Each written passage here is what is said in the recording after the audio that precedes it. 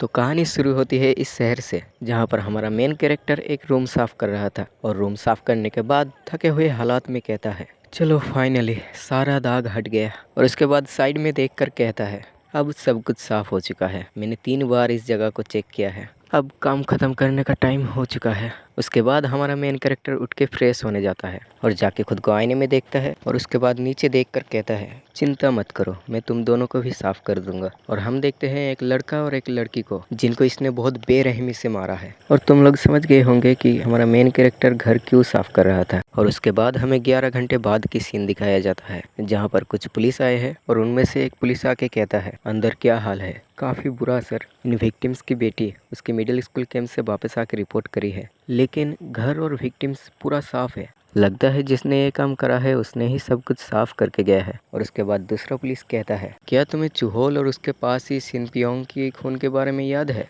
और इसके जवाब में वो पुलिस कहता है, हाँ याद है, लेकिन वो जगह तो यहाँ से काफ़ी दूर है और उन्हें मारने का तरीका भी अलग था। उसके बाद वो पुलिस बोलता है, लेकिन खूनी जिस तरीके से इन सब को मारा है उसी तरह बाकी के खून की तरह ही सारी जगह साफ करके गया है। और इसके जवाब में वो दूसरा पुलिस कहता है, क्या तुम्हें लगता है ये सारा खून एक ही इंसान ने करा है? और फिर वो पुलिस दूसरे पुलिस के कंधे पर हाथ रखकर कहता है, बिल्कुल सही कहा, मुझे ऐसा ही लगता है। और अब तुम्हें क्या करना चाहिए?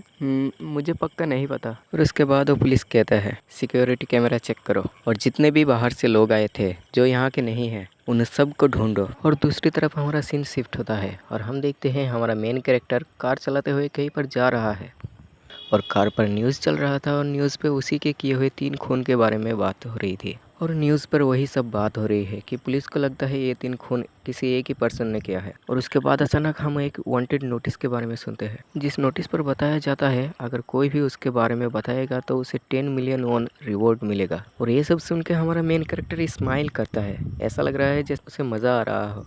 उसके बाद वो एक नदी के आगे कार रोक कर नीचे आता है और नीचे आके एक सिगरेट निकाल के फूंकते हुए साइड में देखता है और तभी कार के अंदर जाके कार स्टार्ट करके फिर से बाहर आ जाता है। और इसके बाद धीरे धीरे वो कार उस नदी में डूब जाता है। और उसके बाद फिर से सीन शिफ्ट होता है और हम देखते हैं एक अंधेरी जगह को, जहाँ रोड की साइड में उस जगह का नाम लिखा है और उस गांव का नाम है गुइचॉन। और हमारा मेन कैरेक्टर उसी गांव में आया है और कहता है, ये गांव बिल्कुल नहीं बदला और ना ही ये कोहरा। मतलब हमारा मेन कैरेक्टर इस गांव में पहले भी आ चुका है। और उसके बाद वो नीचे एक कटा हुआ पेड़ को देखकर कहता है, क्या उन्होंने श्राइन ट्री को काट दिया? मुझे यकीन नहीं होता उन सब ने ये काट दिया। वो सब हंगामा करते थे इस बात को लेकर कि ये पेड़ कैसे इस गांव की रक्षा करता है। और तुम लोग देख पा रहे हो उसके पीछे एक बुढ़ा आदमी जो इधर ही आ रहा है। और हमारा मेन कैरेक्टर उसे बिना नोटिस किए कहता है, मुझे लगता है जरूर कुछ गड़बड़ है। और तभी वो बुढ़ा एमसी के पीछे आकर कहता है, कौन हो तुम? और तभी हमारा एमसी बुढ़े की तरफ घूम के देखता है और वो बुढ़ा कहता है, सुनाई नहीं देता तुझे? मैंने तुझसे एक सवाल पूछा है। और इसके जवाब में हमारे एमसी कहता है, क्या तुम यहाँ पर रहते हो? और ये बात सुन के वो बुढ़ा गुस्से में चिल्लाते हुए कहता है, क्या तुझे सुनाई नहीं देता?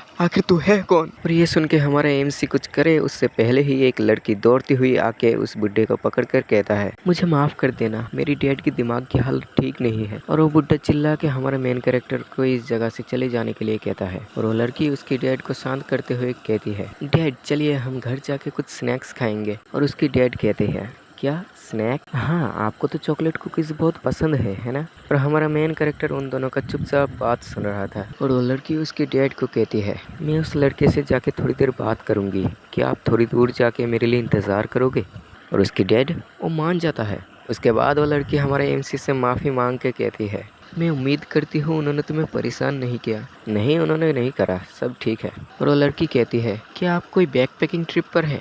और इसके जवाब में एमसी कहता है, बैक पैकिंग ट्रिप? नहीं, मैं यहाँ पर रहने आया हूँ। और ये सुन के वो लड़की हैरान होकर पूछती है, लेकिन तुम्हारे पास तो सिर्फ एक बैग है, यहाँ पर मेरी दादी रहती है। और वो लड़की इससे उसकी दादी के बारे में पूछने लगती है और हमारा एमसी आगे बढ़ते हुए सवाल का जवाब देता है, मेरा दादी, उनका नाम है जेयोंगजा किम। और ये सुन के वो लड़की सोचते हुए कहती है, ग्रेनी जेयोंगजा? हाँ। और इस वक्त हमारा मेन कैरेक्टर उस लड़की के बहुत पास आके स्माइल करती है और वो लड़की हैरान होके कहती है, लेकिन वो तो 3 साल पहले ही गुजर चुकी है। और इसके जवाब में एमसी कहता है, क्या वो मर गए? मुझे इस बारे में बिल्कुल भी पता नहीं था।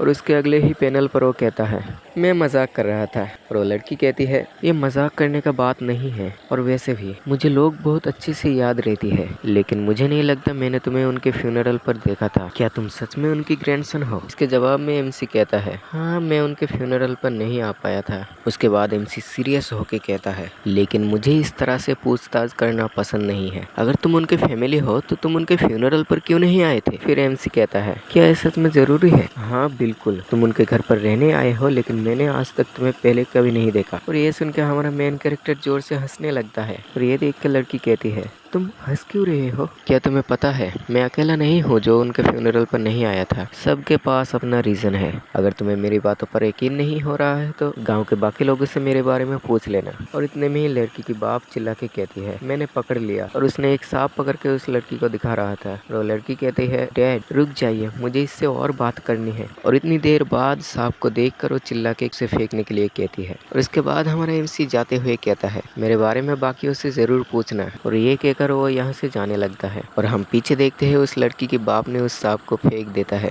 और उस लड़की को देखकर लग रही है वो इससे और बात करना चाहती है। और उसके बाद हम देखते हैं हमारा एमसी फाइनली उसकी ग्रैनी के घर आ चुकी है। और घर के नीचे झुक के कहता है ग्रैनी अपना एक्स्ट्रा चाबी हमेशा यहाँ पर रखती थी। और यहाँ नीचे सच में चाबी है, लेकिन उतनी दूर उसके हाथ नहीं लग रहा था। और अगले ही सीन में उसे चाबी मिल जाता है। और हम देखते हैं एक अजीब सा उंगली उस चाबी को उसकी तरफ धकेल देता है। हमारा एमसी को इस बारे में कुछ नहीं पता, तो आराम से चाबी उठाकर कहता है वो इसे इतना पीछे क्यों रखे गई, यहाँ पर तो चोरी करने जैसा भी कुछ नहीं है। और उसके बाद वो घर के अंदर जाता है, लाइट ऑन करता है। और उसके बाद वो कहता है ये काफी अजीब है। और उसके बाद वो पानी चेक करता है और पानी भी बिल्कुल ठीक है। और ये देखकर वो कहता है यहाँ पर कुछ तो गड़बड़ है। ग्रैनी को मरे हुए 3 साल हो गई, लेकिन बिजली और पानी बिल्कुल ठीक है। और उसके बाद वो अपने बैग से एक कुल्हाड़ी निकाल कर कहता है और घर भी पूरा साफ है, ऐसा लगता है यहाँ पर कोई रहता है। और इसी के साथ चैप्टर 1 खत्म होता है।